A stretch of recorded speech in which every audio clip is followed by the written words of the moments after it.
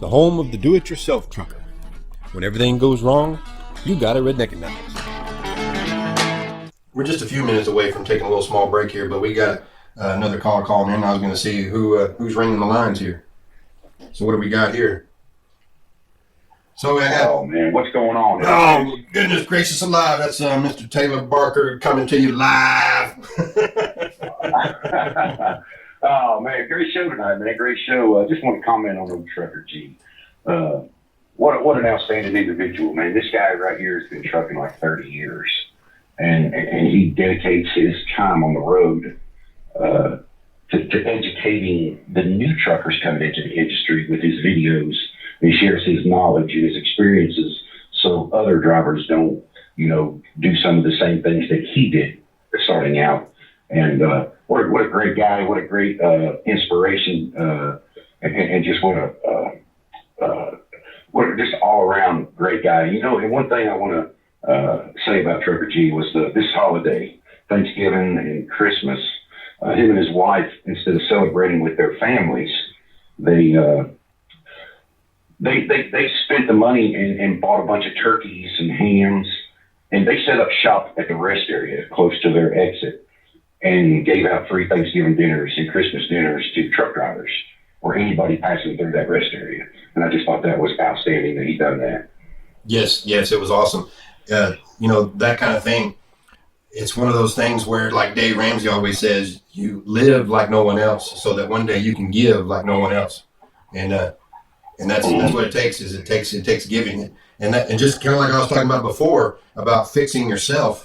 Really a lot of times your success doesn't really depend on the factors around outside. It's all about yourself. Just because you're not succeeding doesn't mean that all the ducks are not in the row around you. It's inside of you. How you feel and how you're acting. Well, I think I've heard a lot of stories. I hear, where I play music at the truck shows, I get to run into a lot of truckers, and I talk to them all the time about this and that. And one of the topics, is, and I don't agree with a lot of them on this topic, is the failure rate in the trucking industry and owner operators. And I'll be honest with you, with no disrespect to these guys, but, you could drive a truck. You can be an expert at driving one of these trucks. But if you don't know the basic business plan or no basic business, then you won't succeed as an owner, because driving a truck is one thing. Running a business is another. And I think that when you start your company, which a lot of us have, myself included, I had to learn the hard way on a lot of things. But you can't go out and buy, $80,000 trucks, pickup trucks, and $40,000 Harleys and bass boats and mansions, because there's payments that come along with this. And you have 2 or 3 bad weeks, you can't make those payments, then you're under. And so I don't know. I don't agree with a lot of the success, the non-success stories that I hear here, because I think a lot of them happen to be the fault of the driver themselves, but yet they blame the industry. Right. I just wish people would focus on some basic responsibility and not blame everybody. Well, and in more detail with that, you're talking about the big companies. OIDA doesn't like the big companies trying to take advantage of the little guy and the owner operator. We just got to get out there and tell the people that these big companies, they're not interested in you being successful owner operators. They just want to sell you a truck. They're just trying to get you to make payments. Well, they're interested in them being successful. Exactly. And as they should. I don't want to be the bad guy in saying that, but I'm in business to make money, Yeah. And if you are going to do a job for me and take one of my loads, I'm thankful for that, but ultimately I'm in business to make money, as they are. Right. And let me give you an example on something today, something that's going on today with like Twitter. They suspended Donald Trump. Now, they're a private sector company, and I support that right, although I don't like it, but I support their right. They are a private sector company. And see, Twitter's kind of like the big mega carriers. But if I don't like Twitter, then I don't have to be on it. And I also have a right to form my own social media company. Mm-hmm. And that's what several of the big players on Twitter are doing now. You got Gab, you got Parler, free speech platforms, which I'm actually on both of those under Taylor built. But these guys are an example of they didn't like the Twitter rules, so they started their own. You see what I'm saying? Yeah. And that's what with the mega carriers, that's what I did. That's what a million other truckers are doing. Or, they don't like the mega carriers, so they went out on their own. Look at Rob Hallahan. Started with one truck. He's got, 10 now? Right. And he's a prime example of what I'm talking about right here. Didn't like the mega carrier, so he started his own. And everybody has that right, but you've got to know how to do it. Yep. You can't just say, I'm just going to buy a truck and start my own trucking company. You have to be knowledgeable on the call, on what you're doing business-wise. Yeah, and you know what? And you can't be afraid to learn as you go. You're talking about forming your own social platform. We did it right here, Unplugged Radio Network. We started our own so that we can, we could have coddled and tried to get the attention of Sirius XM and all that. And we're like, you know what? Let's just start small and we'll just create our own little thing, And just like you said with our tent, they want us to be. Yeah. People want us to be bigger and bigger in the parking lot, but you know what? It's not that much fun. Let's keep it small. And everybody just have a good old time, and let's just take care of our own, and I know you got a lot of listeners tonight, and a lot of them might be a little confused here on what we're talking about the parking lot. So for you listeners out there, Redneckanize is the do-it-yourself trucking organization. They show up at these truck shows. They bring their tents, and one of their whole missions, in my personal opinion, is the unity of the truck drivers. They don't just preach it, they practice it. So they bring a big tent, barbecue grills, they bring a stage, they get trucker musicians to play music there to entertain the crowds. And they have huge crowds in the parking lots of these truck shows, and they feed everybody for absolutely free. And we have truckers that come in from all walks of life. We have black, we have white, we have Democrats, we have Republicans, we have straights, we have gays, transgenders, and they all come and hang out. Yep, immigrants, and everybody. No hatred is spread. Everything's unified. People, you see rednecks laughing and joking with gays, and you look back at it. To me, it's normal. I've come to realize that this is just normal. It is. But a lot of people see that and they're like, "Wow, how did you pull this off?" Yeah. Because it doesn't matter who we are. It shocks people. We're truckers. It shocks people. It does. It shocks people. Yep, it does. Especially a lot of times I get some messages, or I'll get an email or something, and they say I talk funny, but then I make a lot of sense.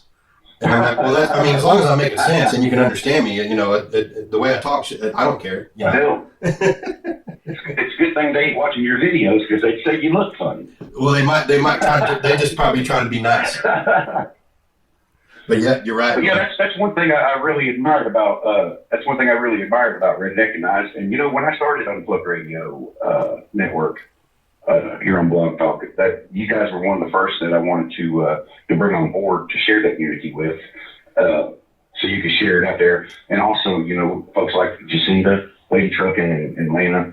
We got a great line of radio hosts that do radio shows through the week, and it's an outstanding experience to see everybody come together and put on a successful radio show like you do, Ed. Oh yeah, honored to be a part of it. Yeah, we were flabbergasted when you called us and asked us to do it, because we were trying to think of ways that we could get our message out and get the word out to people.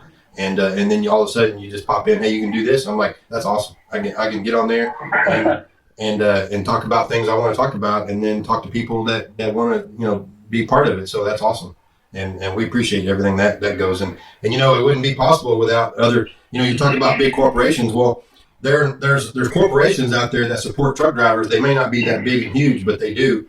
And it's like a Hattie over at DPF Regeneration. I mean, if it wasn't for people like that, that would be awesome. That we wouldn't be able to do what we do if it wasn't for DPF Regeneration, and we appreciate them. So that's what we tell people all the time: support the companies that support trucking. Yeah, I always love to give a big shout out to Hattie Jane Rollins from DPF Regeneration. She's been her company's up in Connecticut, and they clean and also sell new DPF systems for your tractor trailers, and definitely will beat the price of anybody. And Hattie Jane's been a big positive support to a lot of us truckers, myself included, with my music, and Tony Justice, Bill Weaver. She just supports us all, and just a great person, great, good American business to support. And also the folks at Taxation Solutions. Yes. Barry Fowler and Dave Sauce, they always jump on board and they help the radio shows, the trucker musicians, Right Load. I mean, the list goes on. Matthew Kane with Right Load. And it's a great businesses that give back to grow, and I don't think they really just want to be a part of something. And we appreciate these guys, and we'll talk about them, spread the name. And Minimizer's the same way. Caleb over at Minimizer always, what can I do to help? Yep. We hear you're going to be playing at this event. What can we do to help? Yep. And all these people that I mentioned that I get those calls from, and it's just like, it blows me away that they care so much for the industry, that they, above and beyond making money, that they want to share it and help others grow. So to me, them are the businesses I'm supporting. There you go. I totally agree. Yep. Yeah. Yeah, we're really looking forward to it. We hope that the truck shows start back up, and if they don't, we'll just start making our own, so that's what we'll do. We'll just start sending out phone calls and text messages and tell people just to, hey, we're gonna meet at the meet at the Saltgrass in Dallas Sunday night. Everybody be there. Oh, it's crazy. Yep. So what do you not to change the topic or nothing, but I heard you talking a little earlier on the show about the Capitol building. I just wanted to comment on that. And this is the part that until we fix this, I don't think that there's ever going to be any healing, because I see the mainstream media reporting one thing, okay, but then I see the people that are there, and luckily the people that were there were smart enough when the government jammed the signal so nobody could do live feeds. So that eliminated a lot of the live videos. Okay? They couldn't go online. So luckily a lot of people were smart enough to just roll their video cameras and then upload it. Yep. And thankfully they did, because, the videos that I'm seeing absolutely contradict what the media says. The media says it was, and I'm not saying by any means that there wasn't no Trump supporters in the Capitol, because there was. But when it comes to, the one video shows the guy breaking windows, and one of the Trump supporters come up to him and stopped him and started yelling that was Antifa. Well, and then media says Antifa wasn't there. Well, then also in that same video, when that guy did stop that guy from breaking windows, the crowd just started cheering. They were booing the guy trying to break the window. And then, so you're talking about majority and minority. I'll tell everybody this, that when you're talking about like starting violence or starting revolutions or trying to change things, only 13% of the people living in the 13 colonies were willing to go to war with England to get revolution. So that's all it took to start. Mm-hmm. I'm telling you right now that it might be 0.5 to 1% of the population in the United States that wants to actually go to commit violence. I would say it'd be like 0.5%. So you're talking maybe about 150,000 people, which is a lot, that actually want to commit violence. And that's what you see all summer long and all that. And like you're saying, Antifa, they join these groups, and they're regular people. Not to say that they're not, some kind of outcast. They're just regular people that feel this way. So I just say, don't clump in a bunch of people with one idea, because it doesn't work that way. Well, the problem I have with this is, the media says one thing, mm-hmm. And all I'd like to see is factual reporting, because the videos that I'm seeing from the people, with the Antifa breaking the windows, the police letting them in, but the media says they stormed the building, but then the video shows, the police actually let them in, and then it shows them inside walking in the ribbon area, the walkways. And the police are right there taking selfies with them. So if the media says they stormed in, okay, I get a picture in my head of one thing, but when I watch the videos, they calmly, politely walked in, because they were in fact invited in by the police opening the gates. Now, the relevance of them actually supposed to be there is one thing, but for the media to report that Trump supporters stormed the building, terrorized the place is absolutely bullshit because the videos contradict that. Right. And all I'm saying is until the media decides to tell the truth and journalists to start reporting accurately with facts instead of opinions, it's a blatant, obvious division tactic, and it's what they're trying to do. Oh yeah. Well, that makes When money. they say they're trying to heal, and so Yeah. Well, all no. I'm going to say is, until we get the media to report accurately and fairly, no matter what side, I'll condemn the violence on any side. If it's my people, if it's my brother, my mother, I'll say, hey, that's wrong. And if you get in trouble, you go to jail. And if those people did in fact break the law, they should be arrested. There are no exceptions because they're conservatives. There are no exceptions because they're Antifa. The criminal law system doesn't apply to some without others, and not others. It applies to everybody. So, until we have that kind of justice in this country, some people they break the law and they don't get charged, but if you're nobody, you get charged to the full extent. It's Right. bullshit. So, and I do think it's time that we, the people, start running our country again. Oh yeah. Well, and that's just what we got to do is get back to local. Get back to local.